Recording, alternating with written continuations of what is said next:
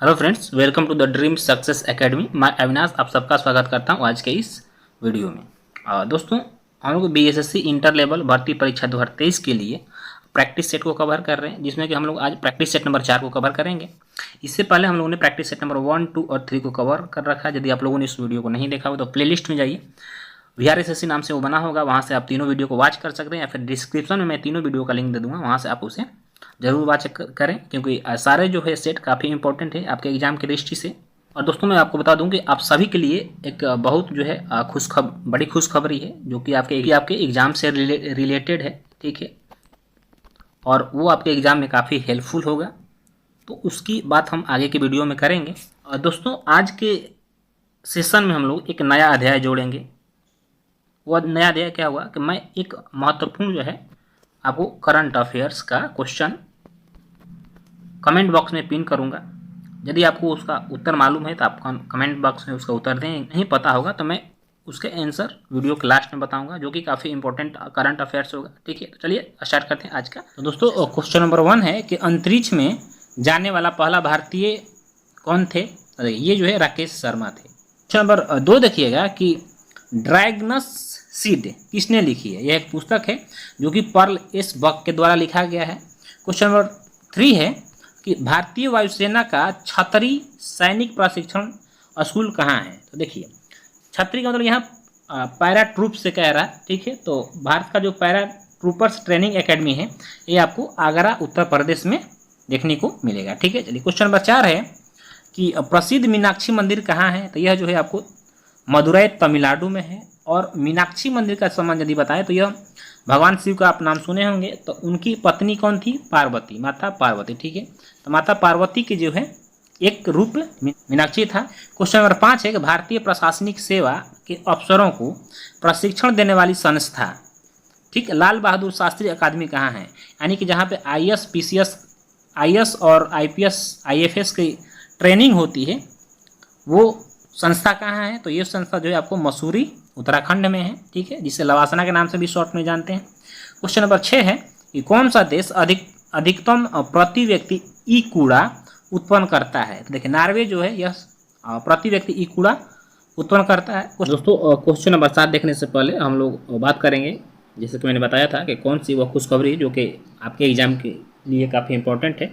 चलिए देखते हैं। जैसे कि आप लोग ये बुक देख रहे होंगे, ये बुक जो है आपको यूथ कंपटीशन टाइम्स के पब्लिकेशन के द्वारा जो निकाला यह बुक है। देखिए, इसमें इतिहास के लगभग 1 लाख जीके के प्रश्न को सम्मिलित किया गया है। समझ रहे हैं? 1 लाख इसमें जीके के प्रश्न आपको देखने को मिलेंगे, और जो भी क्वेश्चन है वो सभी प्रतियोगी परीक्षाओं में पूछे गए क्वेश्चन हैं, यानी उस पर आधारित क्वेश्चन है। तो ये जो है पुस्तक आपके लिए काफ़ी हेल्पफुल होने वाला है, इसलिए मैं चाह रहा हूँ कि इसका PDF जो है मैं आप लोगों को शेयर कर दूँ। तो यदि आपको PDF चाहिए तो उसके लिए आपको क्या करना है, आपको डिस्क्रिप्शन में जाना है, वहाँ से जो है मेरा टेलीग्राम चैनल का लिंक मिलेगा आपको, ड्रीम सक्सेस एकेडमी के नाम से, वहाँ उस पर क्लिक करिए और आप टेलीग्राम ज्वाइन करके PDF को डाउनलोड कर लीजिए, ठीक है, और इसका स्टडी जरूर करिए। काफ़ी हेल्पफुल होने वाला है ये पुस्तक आपके लिए। और फ्रेंड्स, यदि आपको ऐसा लगे कि मैं आपके लिए बेहतरीन मटेरियल और कंटेंट प्रोवाइड कर रहा हूँ, तो आप चैनल को जरूर सब्सक्राइब करें। चैनल को सब्सक्राइब करके आप ड्रीम सक्सेस एकेडमी फैमिली का हिस्सा बने, क्योंकि मेरा जो लक्ष्य है वो है कि आप सभी को सफलता मिले, और उसके लिए मेरे को जो वेस्ट से वेस्ट करना पड़े वो मैं करूँगा, ताकि आप अपने लक्ष्य में ज़रूर सफल हों। तो आशा करता हूँ कि आपको इस PDF से ज़रूर लाभ होगा, ठीक है। तो चलिए अब आगे हम प्रश्न को कवर करते हैं। 7 है कि निम्न में से भारतीय नौसेना का सबसे बड़ा गाइडेड मिसाइल ध्वंसक कौन सा है? तो आपको ये जो है INS विशाखापट्टनम है, जिससे कि आपको मझगांव डॉकयार्ड लिमिटेड के द्वारा बनाया गया था, ठीक। भारत की सबसे बड़ी निर्जल गोदी कहाँ स्थित है? निर्जल का मतलब कह रहा है यहाँ पे शुष्क, निर्जल का मतलब शुष्क होता है, और गोदी का मतलब क्या होता है? बंदरगाह होता है, ठीक है। तो ये पूछ रहा है कि भारत की सबसे बड़ी शुष्क बंदरगाह कौन है? देखिए, यहाँ पे ऑप्शन आपको कोचीन, मार्मुगा, कोलकाता और मुंबई दिया हुआ, ठीक है। तो आंसर आपका जो होगा, आंसर आपका वो मार्मागुआ था। देखिए, किंतु मार्मागुआ जो है आपको ये 2015 से 15 तक था, ठीक है। अब जो है वर्तमान में याद करिएगा, वर्तमान में आपको जो सबसे बड़ा शुष्क बंदरगाह हो गया है वो गुजरात में है, पीपावाह। ठीक है, पीपावाह बंदरगाह, जो कि भारत के साथ साथ विश्व का सबसे बड़ा शुष्क बंदरगाह भी है। ठीक है, तो अब आपको याद रखना पीपावाह बंदरगाह। ठीक है, चलिए क्वेश्चन नंबर 9 है कि निम्नलिखित में से किस दिन पृथ्वी दिवस मनाया जाता है। तो देखिए, पर्यावरण के प्रति, ठीक है, पर्यावरण संरक्षण के प्रति लोगों के बीच जागरूकता फैलाने के लिए प्रत्येक वर्ष 22 अप्रैल को जो है पृथ्वी दिवस के रूप में मनाया जाता है।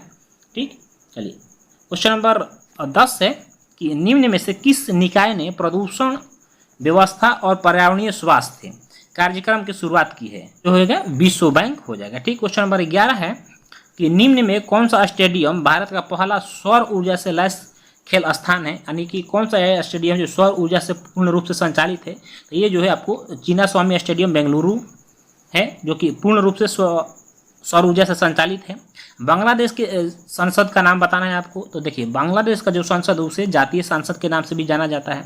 क्वेश्चन नंबर 13 है कि मौर्य शासक जिन्हें भारत का मुक्तिदाता भी कहा जाता है। देखिए, चंद्रगुप्त मौर्य हैं। ठीक है, चंद्रगुप्त मौर्य को भारत का मुक्तिदाता भी कहा जाता है।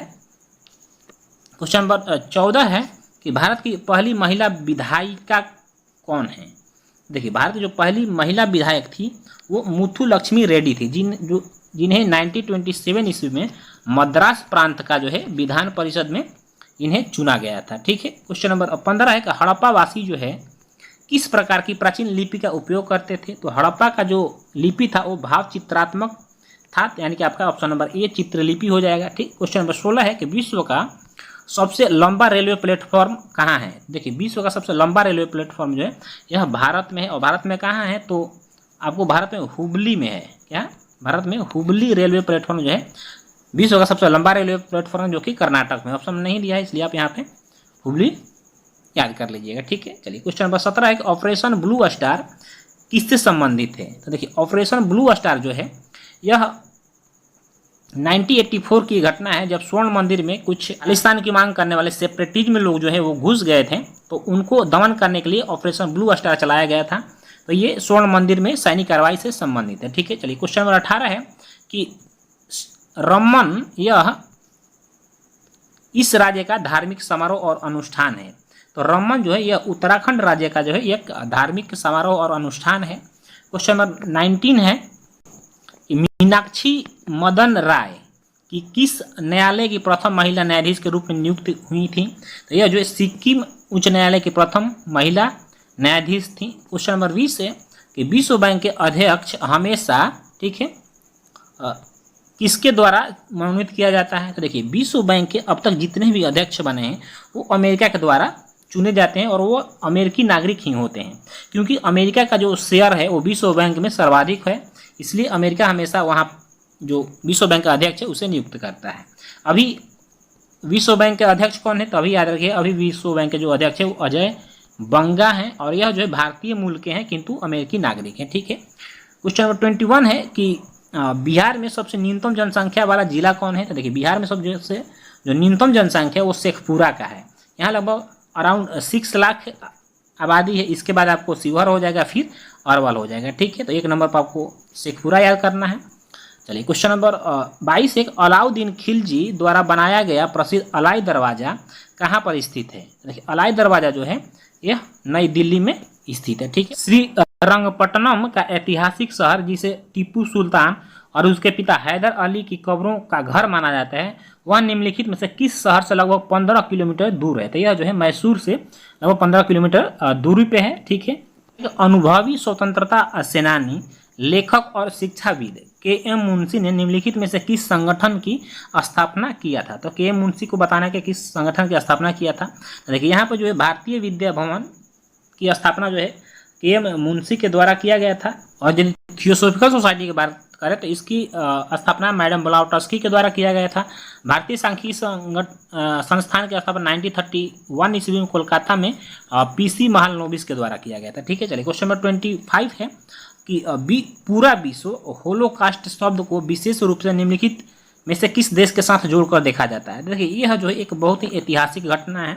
चलिए जिसके बारे में थोड़ा सा आपको हम बताते हैं। यह जो है इसका संबंध जर्मनी से है, क्योंकि होलोकास्ट का संबंध जो है यह द्वितीय वर्ल्ड वार जो हुआ था ना, सेकेंड वर्ल्ड वार 1939 से जो 45 के बीच में हुआ था, यह एक कालावधि है जिसमें कि आपको बता दूँ लगभग 1 लाख यहूदियों को जो है मौत के घाट उतार दिया गया था। किसके द्वारा? तो यह जो नाजीवाद के संस्थापक था हिटलर के द्वारा।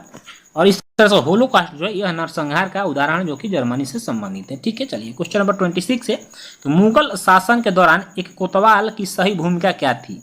देखिए जो कोतवाल होता तो कानून और व्यवस्था बनाए रखने के लिए इसका चुनाव किया जाता था। क्वेश्चन नंबर 27 है कि बाल विवाह अवरोध है अधिनियम सन 1929 ईस्वी को निम्नलिखित में से किस अन्य नाम से भी जाना जाता है।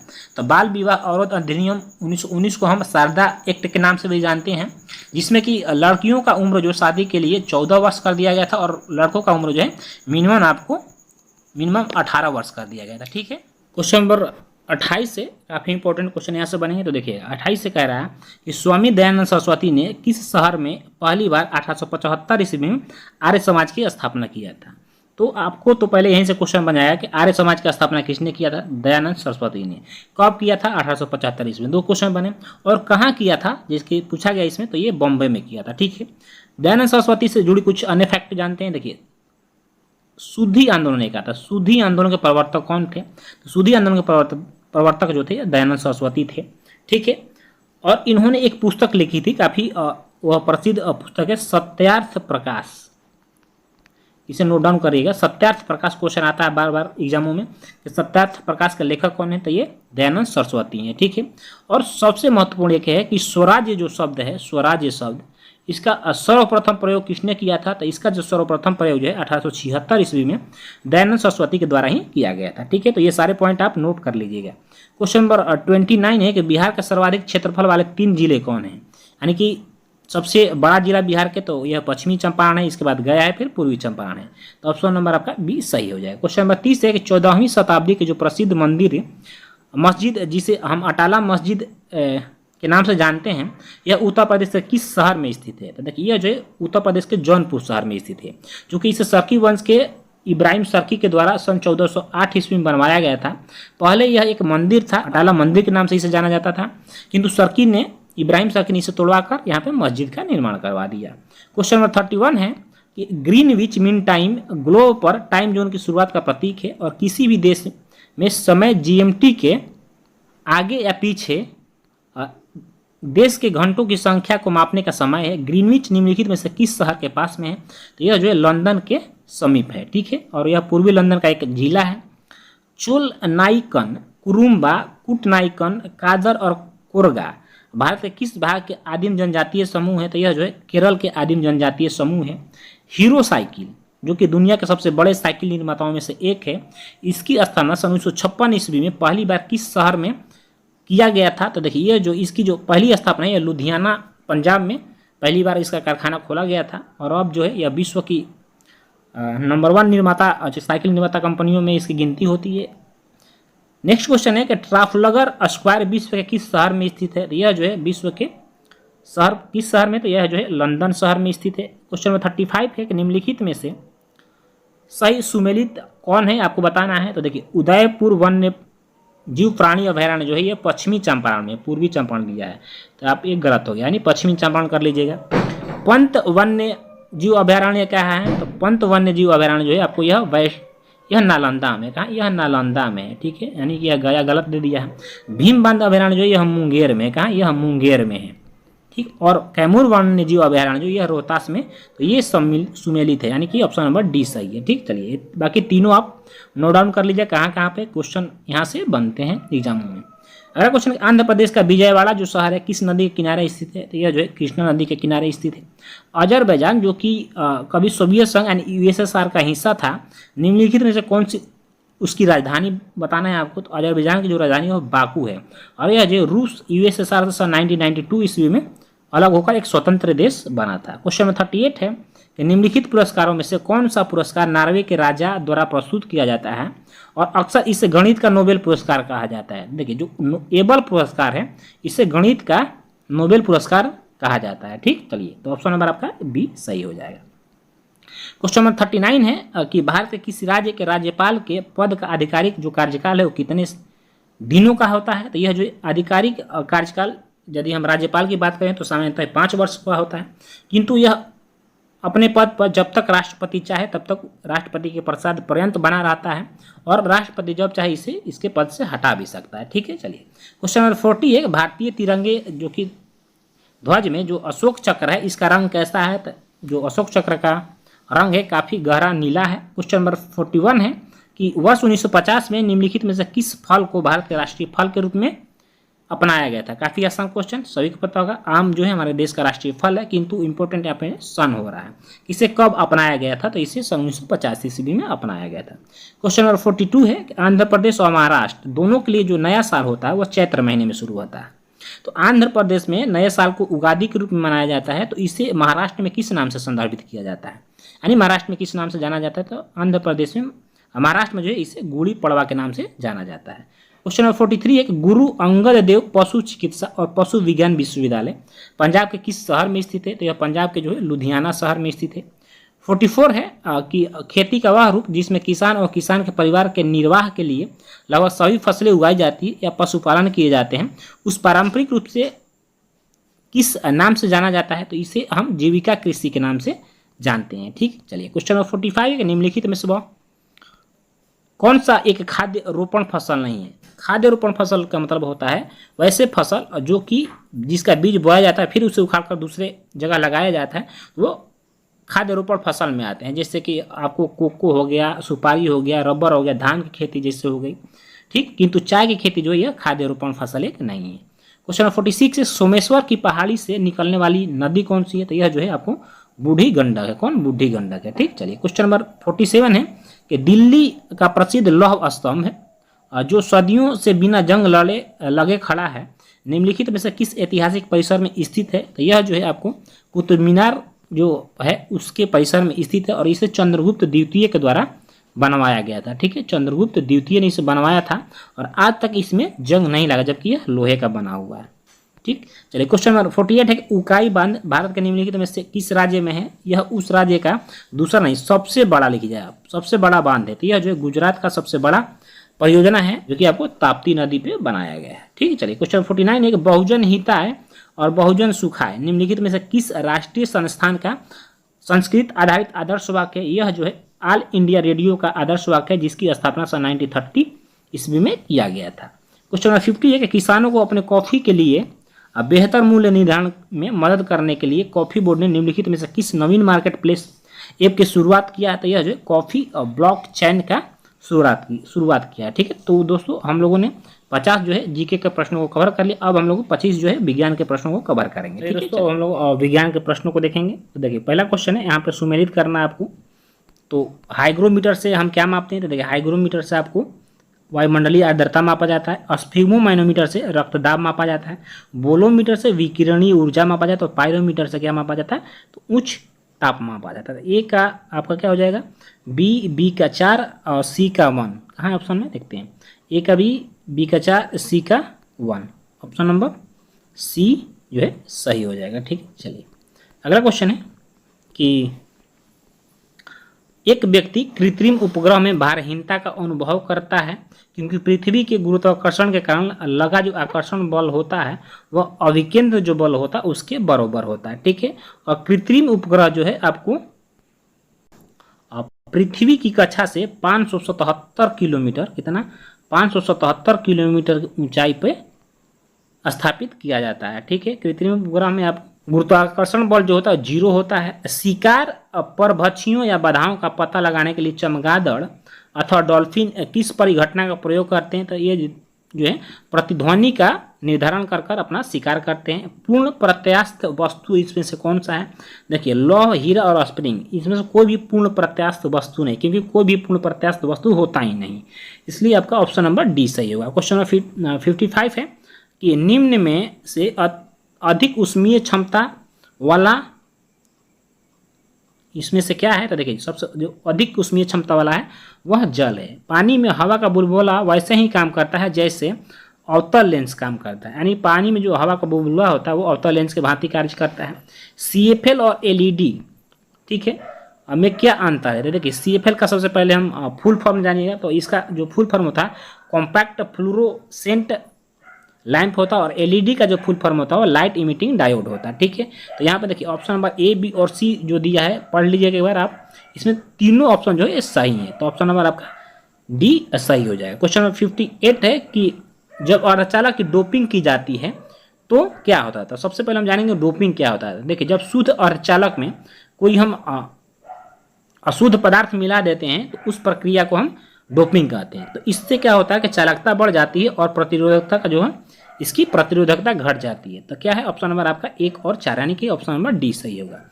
आधुनिक अनुवैज्ञानिक विज्ञान में नाभिकीय वैधानिक चिकित्सा और उपचार के प्रभावी उपकरणों के रूप में उभर रही है।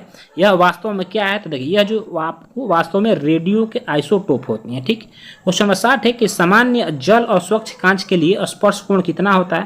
तो ये जो है आपको 8 डिग्री होता है। ध्वनि का वेग कैसा होता है? तो देखिए ध्वनि का वेग जो है आपको सूखी हवा में नमी हवा से कम होती है, और ध्वनि जो है एक अनुदैर्घ्य तरंग है। अनुदैर्घ्य तरंग है। ठीक है, चलिए क्वेश्चन नंबर 62 है कि एक प्रकाश की किरण वायु से होकर एक द्रव्य में गुजरती है तो 15 डिग्री से विचलित हो जाती है। अगर आपतित कोण का मान 60 डिग्री है तो उसका अपवर्तनांक कितना होगा? तो इसका जो अपवर्तनांक होगा आपका न्यूमेरिकल है √3/2 हो जाएगा। क्वेश्चन नंबर 63 है कि चंद्रमा से पृथ्वी तक प्रकाश आने में कितना समय लगता है? तो चंद्रमा का प्रकाश पृथ्वी पर आने में जो है आपको 1.26 सेकेंड लगता है, यानी इसको अराउंड आप 1.3 सेकेंड याद कर सकते हैं, जबकि सूर्य का जो प्रकाश है पृथ्वी पर आने में आपको 8.5 मिनट का समय लगता है। ठीक है, चलिए क्वेश्चन नंबर 64 के तैरना गति के निम्न नियम के कारण संभव है। तो यह जो है गति के तृतीय नियम का उदाहरण है, यानी कि प्रत्येक क्रिया के विपरीत प्रतिक्रिया होती है। ठीक है, और आपको जो न्यूटन का थर्ड लॉ है इससे क्या पता चलता है? तो इससे बल की प्रकृति का पता चलता है। प्रथम लॉ से बल का परिभाषा आपको मिलता है, बल का परिभाषा का पता चलता है। द्वितीय जो नियम है इससे बल का व्यंजन प्राप्त होता है। ठीक है, चलिए तीनों को याद करिएगा। क्वेश्चन नंबर 65 है कि ध्वनि का प्रभाव कान में कितने समय तक रहता है? तो यह जो है आपको 1/10 सेकंड तक जो है ध्वनि का प्रभाव रहता है कानों पे। क्वेश्चन नंबर 66 है किस धातु को नोबेल धातु भी कहा जाता है? तो देखिए जो सोना है इसे नोबेल धातु भी कहा जाता है। क्वेश्चन नंबर 67 है कि रासायनिक तत्व के अणु के संदर्भ में चुंबकीय क्वांटम संख्या का संबंध किससे है? तो इसका जो संबंध है आपको अमाप से है। ठीक, क्वेश्चन नंबर 68 है कि किस वर्ग के तत्व को खाद्य बनाने वाले तत्व भी कहा जाता है? तो ये जो वर्ग 5A के जो तत्व हैं उसे खाद्य बनाने वाला तत्व भी कहा जाता है। ठीक, चलिए क्वेश्चन नंबर 69 है कि त्रिबंध में कितने पाई बंध होते हैं? तो इसमें जो है आपको 2 पाई बंध होते हैं। पर नाइट्रिक अम्ल का सूत्र क्या होता है? देखिए पर नाइट्रिक जो अम्ल होता है इसका सूत्र HNO4 होता है। ठीक, चलिए क्वेश्चन नंबर 21 है कि निम्न में से किस यौगिक में Mn की ऑक्सीकरण संख्या का मान सर्वाधिक होता है? तो ये जो है K2MnO4 में होता है। ठीक, 22 है कि एक जलीय घोल का OH सांद्रण 1×10⁻⁴ है तो घोल का pH मान क्या होगा? तो जो घोल का pH मान हो जाएगा वो आपको 10 हो जाएगा। बैंगन जो है किस कुल का पौधा है? और देखिए जो कुल होता है यहाँ से प्रश्न बनते हैं। तो देखिए बैंगन जो है आपको ये सोलोनेसी कुल का पौधा, कहाँ का? सोलोनेसी कुल का पौधा है। देखिए अब कुकुरबिटेसी कुल का यदि हम पौधे की बात करते हैं इसके अंतर्गत आपको तरबूज आ जाएगा। ठीक है, खरबूज आ जाएगा। मालवेसी कुल की बात करें तो इसके अंतर्गत आपको कपास आ जाएगा और भिंडी आ जाएगा। ठीक, और क्रूसीफेरी कुल की पौधे की बात करते हैं इसके अंतर्गत आपको मूली आ जाएगा। ठीक है, मूली आ जाएगा, सलजम आ जाएगा। तो इस तरह से आप याद कर लीजिएगा। बैंगन जो है आपको सोलोनेसी कुल का पौधा है। क्वेश्चन 24 है कि निम्न में से किस हार्मोन में आयोडीन मिली होती है? सबको पता होना चाहिए जो थायरॉक्सिन होता है इसमें आयोडीन मिला हुआ होता है। टेस्टोस्टेरोन जो है यह जो है पुरुष हार्मोन है। क्वेश्चन 25 है कि गर्भाशय में मानव भ्रूण किस द्रव्य में तैरता रहता है? देखिए जो गर्भाशय में मानव भ्रूण होता है वो एमनियोटिक जो सेल होता है एमनियोटिक द्रव में जो है तैरता रहता है। ठीक है, तो दोस्तों इस तरह से हमारे जीके जीएस के 75 जो प्रश्नों थे उसको हम लोगों ने कवर कर लिया आज के सेशन में। तो आपको आज का सेशन कैसा लगा कमेंट करके जरूर बताइएगा। अच्छा लगा हो तो अपने दोस्तों में भी शेयर करिएगा, और ऐसे ही डेली वीडियो प्राप्त करने के लिए भी आप हमारे चैनल से जुड़िए। यदि आप लोगों ने अभी तक चैनल को सब्सक्राइब नहीं किया तो चैनल को सब्सक्राइब करके बेल आइकन प्रेस कर लीजिए ताकि आपको सारे इंपॉर्टेंट वीडियो जो मिलते रहें। तो फिर मिलेंगे दोस्तों नेक्स्ट इसके एपिसोड में। तब तक ले जय हिंद, वंदे मातरम।